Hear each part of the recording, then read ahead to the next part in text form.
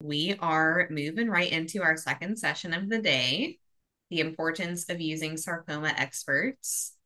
Today we have Dr. Charles Forscher with us. Charles is a member of the emeritus staff of Cedars-Sinai Medical Center. He was the medical director of the sarcoma program at Cedars for many years. His interest centers on the use of combined modality approaches to improve outcomes for patients with soft tissue and bone sarcomas. All right. Charles, I see you in the participants there. Are you able to join us right now, or do you need a second? I hear you. I know. So, should I share my screen with you? I can just go ahead and click through your slides if you're okay with that. Okay. And can you hear me? Yes, we can hear you. Okay. All right. So I'm going to talk about, getting expert opinions, sometimes second opinions, if you've been diagnosed with a sarcoma. And, why should you bother with a second opinion? Well, not everyone knows everything about every tumor. So it's sometimes good to get another set of eyes on something. And you want to make sure that the diagnosis is correct. You want to make sure that the treatment plan is correct. And you want to explore if there are any other options available. Can I have the next slide? Okay, so as Dr. D'Amato, stated, sarcomas are rare tumors, and they make up about 1% of malignant tumors in humans. And a practicing regular orthopedic surgeon will see one primary malignant bone tumor in the course of their, and for what may be a sarcoma, the diagnosis that the submitting physician puts on the specimen is usually not sarcoma for what turns out to be a sarcoma. The most common, preoperative diagnosis that gets submitted with the specimen is hematoma, which is actually a benign collection of blood that doesn't need to be treated. It usually just resolves spontaneously. So the doctor, doesn't really have a suspicion that something may be a sarcoma. Could I have the next slide? Okay, so the first thing we want to do is make sure that the diagnosis, the pathologic diagnosis is correct. And it's not unusual for, general pathologists to have some difficulty, making these diagnoses correctly. And, some years ago, the Southeast Cancer Study Group did a peer review for their sarcoma patients, and it was a little over 200 patients, and they found that on pathologic review, about 2/3 of the diagnoses were felt to be accurate. 6% of them weren't actually sarcomas, and 26% of them, about a quarter, there wasn't concordance, there wasn't agreement as to what type of tumor it actually was. Can I have the next slide? And in Europe, they often have centralized reviews, built into their processes. And in one region of France, they looked at their central review data, and they did a prospective study of close to 150 patients, and they found that there was full concordance agreement as to the correct sarcoma pathology in a little over half the cases. In about a quarter of the cases, there was some minor discrepancy, but in about 20% of the cases, there was complete discordance with major changes in either the grade of the tumor or the histology of the tumor. Could I have the next slide, please?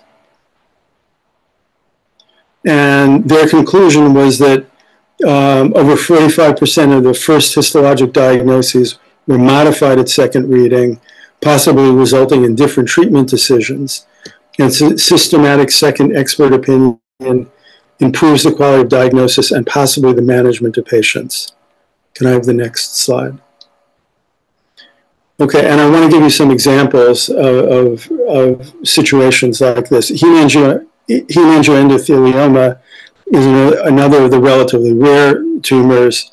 It's felt to be a tumor of vascular origin, can often be a low-grade tumor, but often occurs primarily as a tumor in the liver. and it's often mistaken for a carcinoma. Can I have the next slide? And this is a summary slide from cases that were submitted to the Armed Forces Institute of Pathology in Washington of what they felt were hepatic hemangioendotheliomas. And you can see on this list, there are things that were carcinomas, like the first cholangiocarcinoma, or HCC is primary liver cancer. There are some felt they were metastatic carcinomas, some felt they were benign lesions like cirrhosis or bile duct adenomas. Some felt that they were different sarcomas like angiosarcoma, but there was a wide range of what the outside submitted pathology was. Can I have the next slide? And, well, does it make a difference? And in this case, it really does, because hemangioendothelium of the liver can be successfully treated by liver transplant. And a recent review demonstrated a 5-year survival for hepatic hemangioendotheliomas at 77% among 88 transplanted patients. So, this is a potentially, treatable and curable sarcoma by surgery. And it's really, incumbent to make the right diagnosis. Next slide. Okay, and now I want to go over some different scenarios with you where there's a change of diagnosis, and in this case, it's from a malignant diagnosis to benign diagnosis. And this is a 70-year-old family matriarch who came for a second opinion regarding a presumed malignant, actually bone tumor of the right shoulder. And x-rays and scans showed a destructive area in the upper right arm that was felt to be a sarcoma, and at the outside institution, it was so strongly felt to be a sarcoma that no biopsy was performed. And the patient was scheduled for an amputation actually 2 days after I saw her. Can I have the next slide? But on physical exam, there was a swelling at the right shoulder, but there was no tenderness, and the patient denied any pain in the arm. And of note, she had a history of meningitis as a child. And the x-rays and scans were reviewed with the bone radiologists, and they felt strongly that rather than being a bone tumor, that this was actually a neuropathic joint. And I'll try and discuss that in a little bit. And further workup revealed that she had an outpatching in the spine that's called a syrinx. And rather than undergoing surgery on the arm, she underwent neurosurgery to repair the syrinx, and no surgery was indicated at the right shoulder. She didn't have to have an amputation. She was able to keep her arm. Can I have the next slide? So the cause of a neuropathic joint, the common ones are things like alcoholism, diabetes, and syphilis, but other rarer entities like syringomyelia, as in this patient, can occur. And it results in progressive destruction of bone and soft tissue, usually at weight-bearing joints, typically seen around the knee. And surgery is not usually indicated, and there's often impaired wound healing at the site. So getting a second opinion, in this case, saved the patient from unnecessary and potentially harmful procedure. Can I have the next slide? Okay, and this is another case going from one malignancy to another, but again with treatment implications. This is a 67-year-old female artist and writer who was seen for an opinion regarding a newly diagnosed advanced leiomyosarcoma discovered after workup for abdominal pain. And she had a CAT scan that demonstrated multiple abdominal and pelvic nodules. And she was seen at several outside hospitals, and at several hospitals it was called leiomyosarcoma. One hospital was called synovial sarcoma. One hospital was called lymphoma. And she was given a recommendation for chemotherapy with a prediction of poor survival.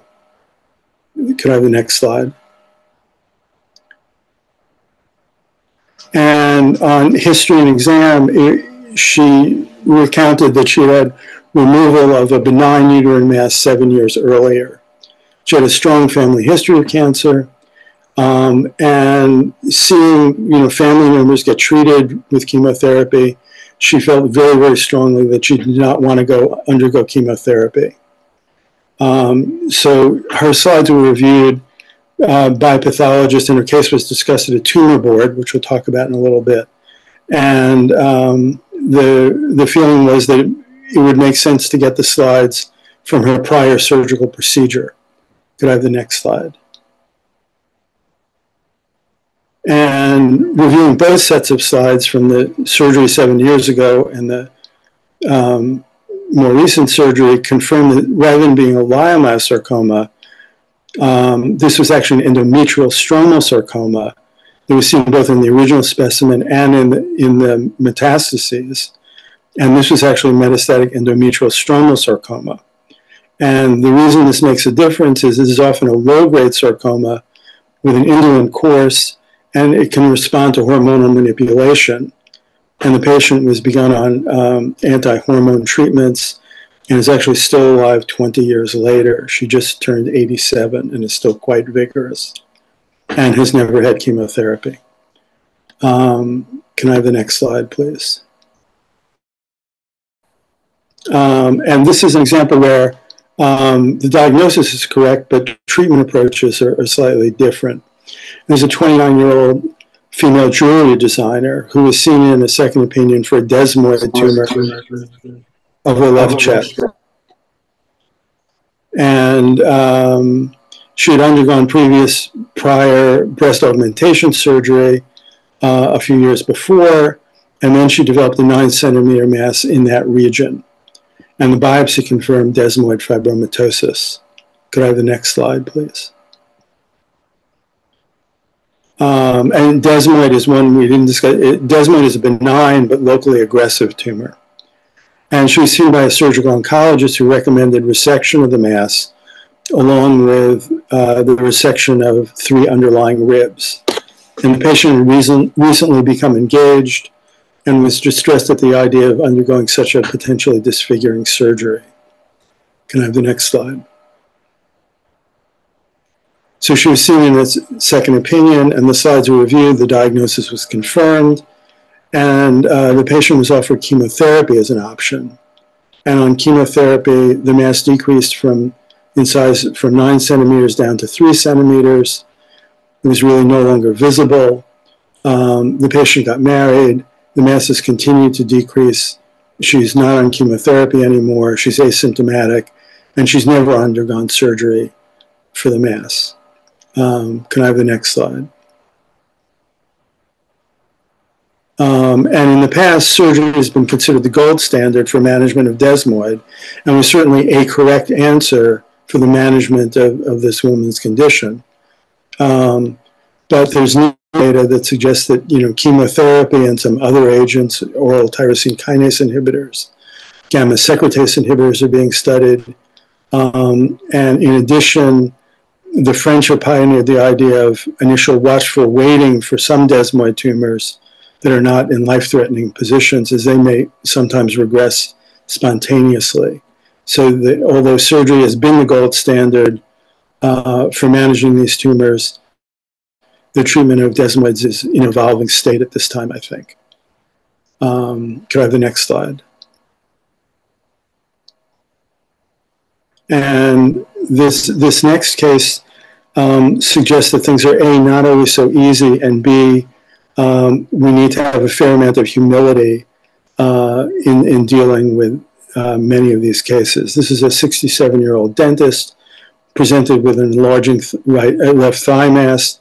He had the mass there for many years. He had a biopsy done that was read as a high-grade sarcoma. And the pathology was reviewed at 3 other institutions.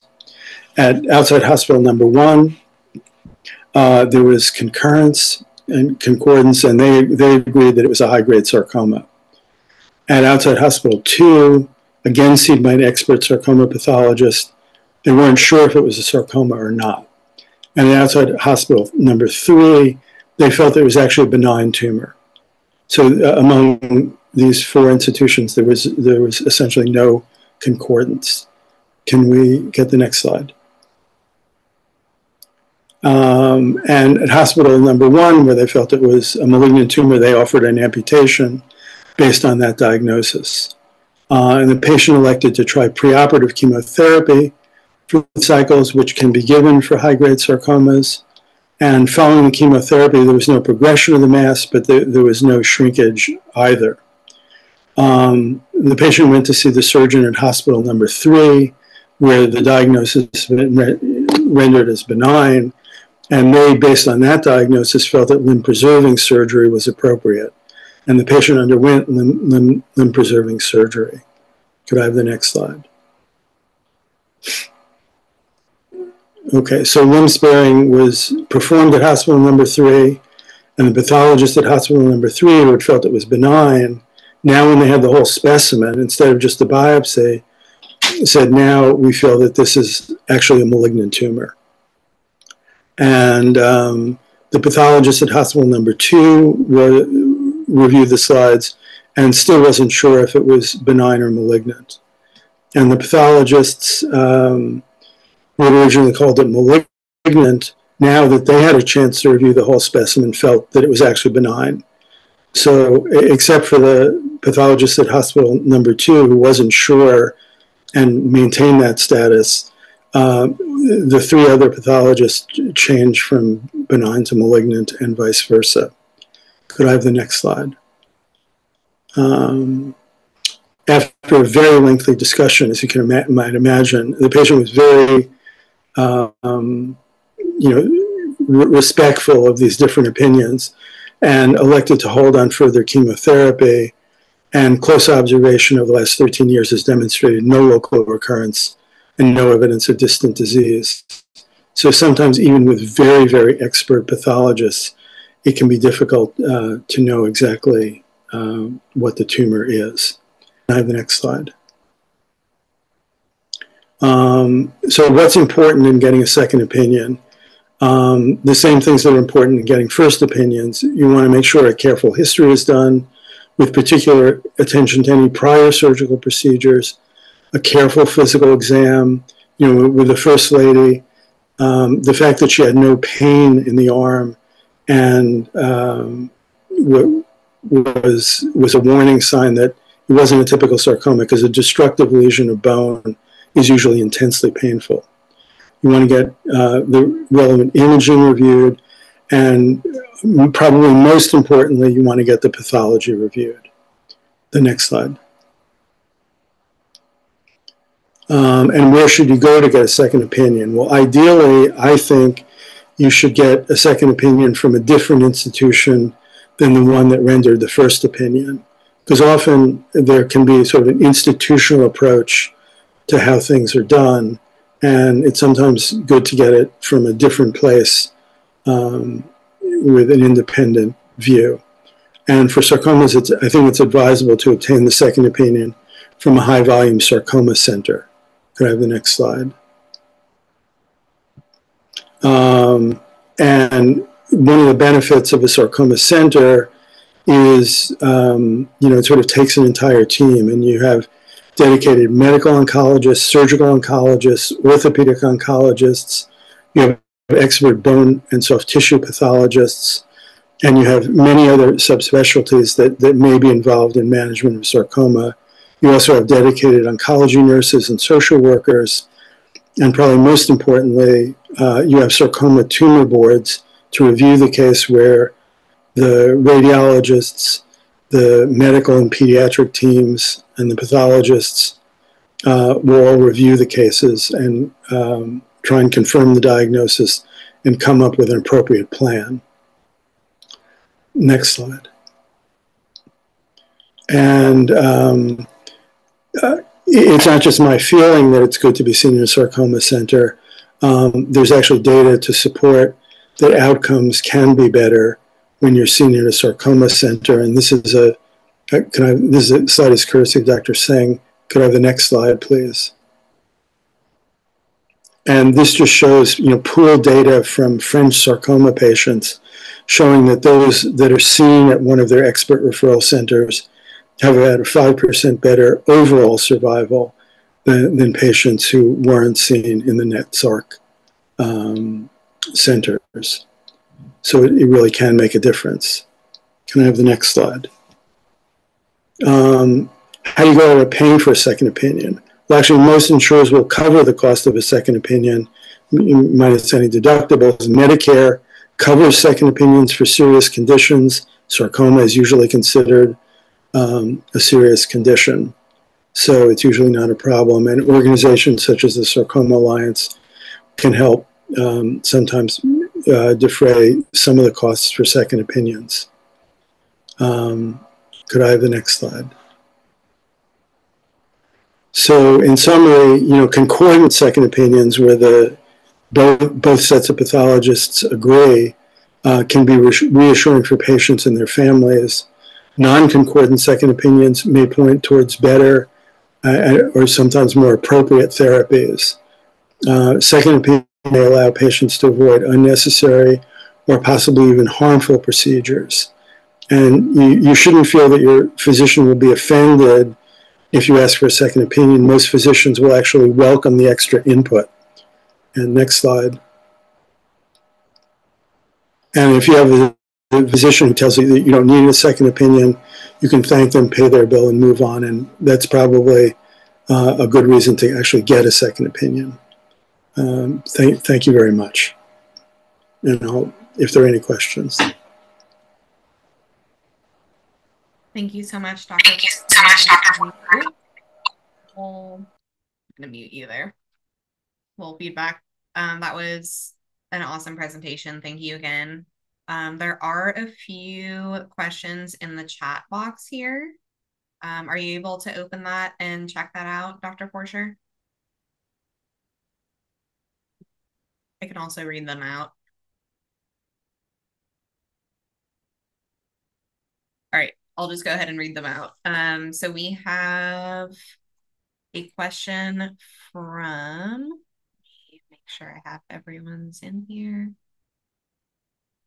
First question from Karen. Is there research on how long Yondalis works? Sorry if that's wrong. On the average, is there any data on how many people are put on Yondalis?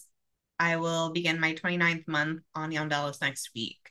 I'm also beginning my 4th year on chemo since October 2020. Prior to Yondalis, was on adriamycin, then a clinical trial of immunotherapy plus cabozantinib. So sorry. Neither worked. Then I began Yondalis in June of 2021. Is there any research on how many patients have success with Yondalis? Either Dr. Forscher or Dr. D'Amato, do you want to tackle that question? I can try and answer it. The response rate with Yondalis varies from one sarcoma to another, but overall, it's relatively low in the 9 to 10% range in some studies, somewhat higher in some other studies. But the patients who respond sometimes respond for prolonged periods of time, as this patient is describing. So there's some people who have been on the drug for multiple years. Yeah. When we say response rate, that's just that's just if the tumor gets smaller. So there's a lot of people that the tumors don't get smaller, but it stabilizes. So yeah, people can be on it for a long time. Just depends on, the kind of sarcoma that they have and, how they're tolerating it. And we've seen that actually patients that have been on Yondalis before, if they've been off it for 1 or 2 years and it worked the first time, that it could actually work again. So we do have some studies on that as well. All right. Our next question is from Ashley. Second opinions on rare cancers like solitary fibrous tumors are difficult when there isn't really an expert. Some of the second opinion docs have never seen patients with this type of cancer. Is there a clearinghouse to find the best of the best with certain rare cancers? Well, I think expert sarcoma pathologists are used to seeing solitary fibrous tumor specimens. Yeah, I would say if the expert sarcoma pathologists and expert sarcoma medical oncologists or sarcoma treaters, even though solitary fibrous tumor is rare, it's still sarcoma experts will know how to treat it. Awesome, thank you. Next question from Nina. Should the second opinion be a new biopsy? Sure, this depends on, so should it be a new biopsy? Depends. If the first biopsy was, sometimes they just don't have enough tissue in it. So that's the expert pathologist would review that and say, there's not enough tissue to make the diagnosis, get another biopsy. But if there's enough tissue, then you don't need another biopsy. Right. Yeah, I would agree. If the pathologist feels the first specimen's adequate, there may not be need for another biopsy. Right, thank you. Next question is from Annette. What if you are a Kaiser patient and need surgery? Will Kaiser pay for surgery at a sarcoma center?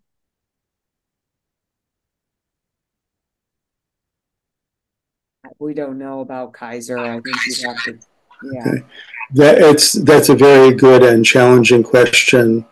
It can sometimes vary from one Kaiser program to another.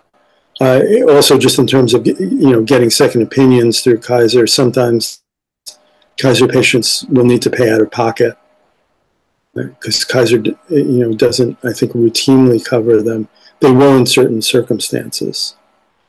And if it's some type of surgery that that Kaiser location feels they can't do, they'll sometimes refer the case out. All right, thank you. Next question is from Gail. Who is the doctor at Sater's Sarcoma Center now?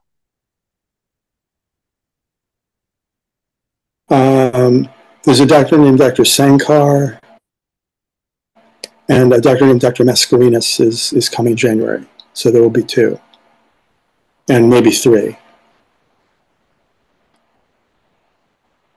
Next question is from Ramona. Is it beneficial to have a second opinion for sarcoma that has metastasized and is very aggressive, and several different chemotherapy and immunotherapy protocols have been used? I would say that, if you,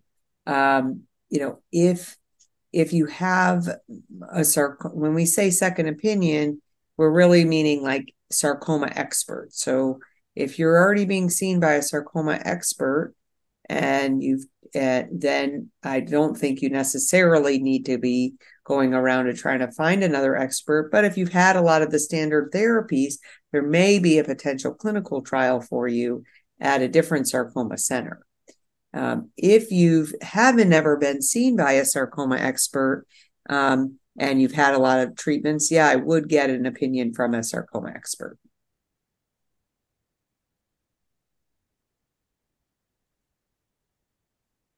And if you are with a sarcoma expert, you can ask that expert, are there clinical trials available, and they can actually even help you, because you don't want to maybe travel somewhere to go to a place for them to say we don't have anything. They can potentially even let you know. All right, thank you so much. Last question here. What is the FDA approved medication for epithelioid sarcoma?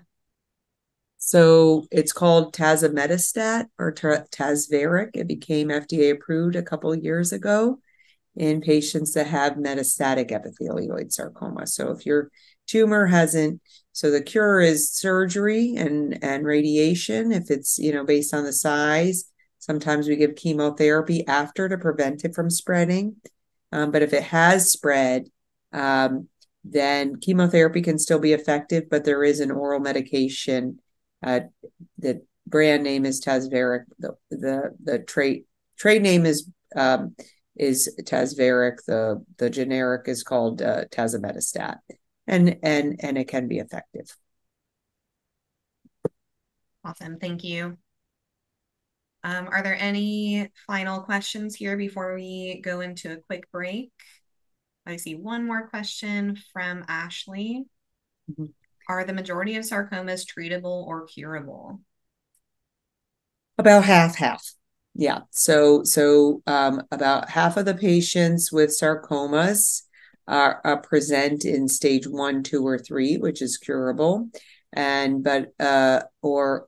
the stage 3 potential, or have the chance to metastasize, and then about 20% of patients with sarcomas it's already spread by the time they get diagnosed.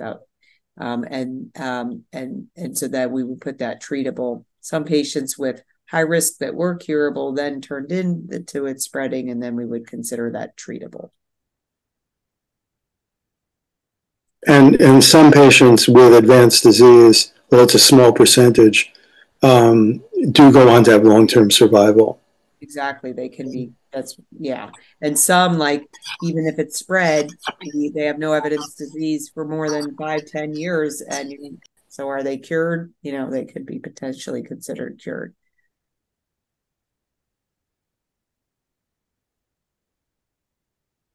One final question here. What is typical prognosis for late stage? So basically every sarcoma behaves differently. So say, for example, solitary fibrous tumor is rare and it tends to grow pretty slowly. And so really you can live with the cancer in your body as long as it doesn't affect the function of your major organs. So you need your major organs to live. You need your heart, you need your liver, you need your lungs, kidneys, and my bad joke, brain. We don't know. Do you need it? Do you not? Okay. So as long as your major organs are working, you can live with the cancer. Once the cancer occupies so much of that particular organ that it stops working, then the prognosis is poor. Then you have limited time. But if your organs are working, I would say everything is good. So we only know if things are bad, but otherwise, if you're feeling okay, and you may have some side effects from treatments, of course, and you may have some side effects from your cancer, which we can give you medications for, like pain meds and stuff. But the goal is keep those organs, your vital organs, working, and you can live with your cancer.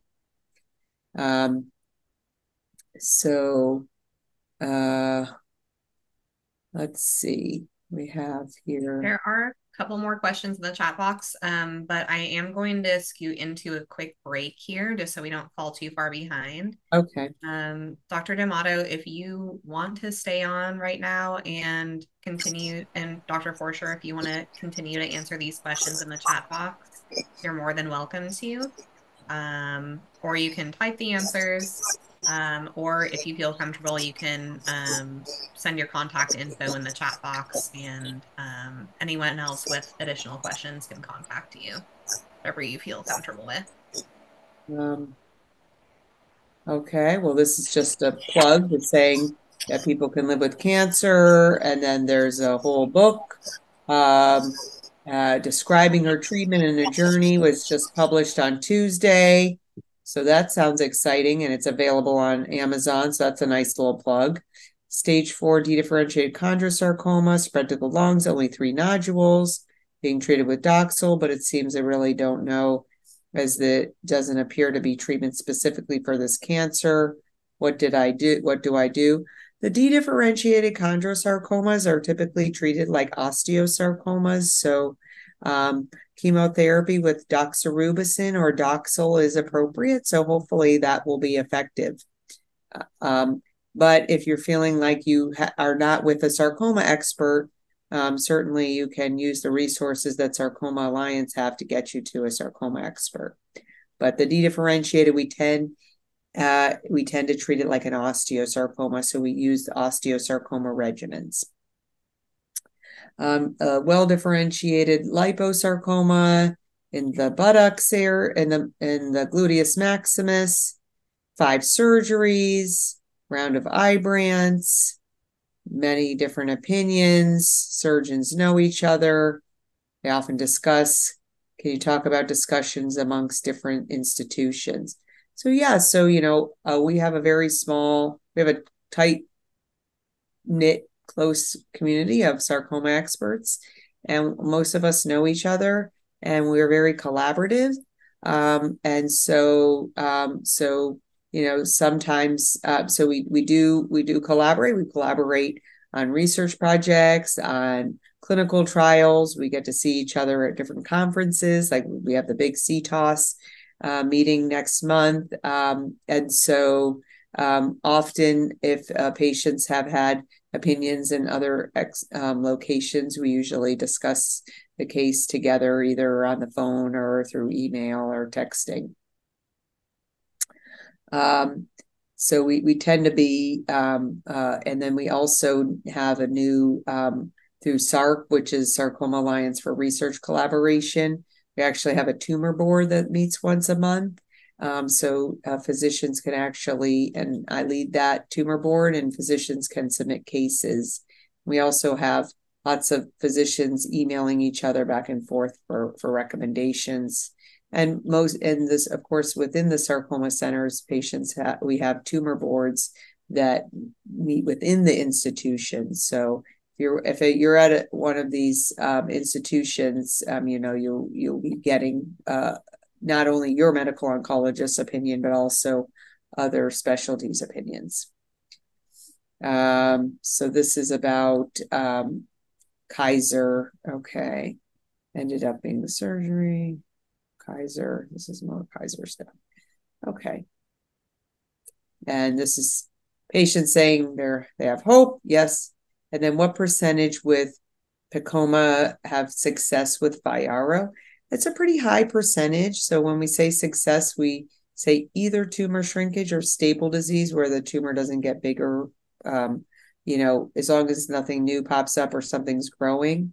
We have found that if you have a specific gene mutation in the TSC2 that's found on your tumor specimen, you may have an increased chance of it working. But if you don't have it, it could still work. But those with the TSC2 mutations tend to have a little bit better of a response. And then low-grade endometrial stromal, and actually was diagnosed with intravenous leiomyosarcoma. And actually, I have a patient with intravenous leiomyomatosis, and we wrote a paper on it, and we were able to send, usually that's treated with hormone therapy, and it can be very effective. And we actually sent our patient's tumor specimen for some molecular testing after arguing with her insurance company. And we found that it had a specific gene mutation, and there was a treatment for lung cancer, and it's been working. So that there are people that know how to treat this intravenous leiomyomatosis. And yes, this was the I don't know if my name is blocking it, but this is What in the Hell is a Sarcoma? And this was the original one. I don't know if the Sarcoma Alliance is still selling that, but I don't know if we want to bring it back or maybe change it to What in the Heck. But anyways, we'll have to ask the Sarcoma Alliance if they're going to bring this T-shirt back. This is from back in the day. I'm aging myself. Yes, so my aunt had leiomyosarcoma, and my brother has dedifferentiated liposarcoma. Sounds like there could be a genetic component. Yeah, so we sometimes have patients that have family members with sarcoma. So we usually recommend that if you have a sarcoma and you have at least one family member, or you're young with a sarcoma, I would say anybody in their 20s, 30s, 40s that's young with a sarcoma, should ask your doctor to be referred to the genetic counselor, even if you don't have family history.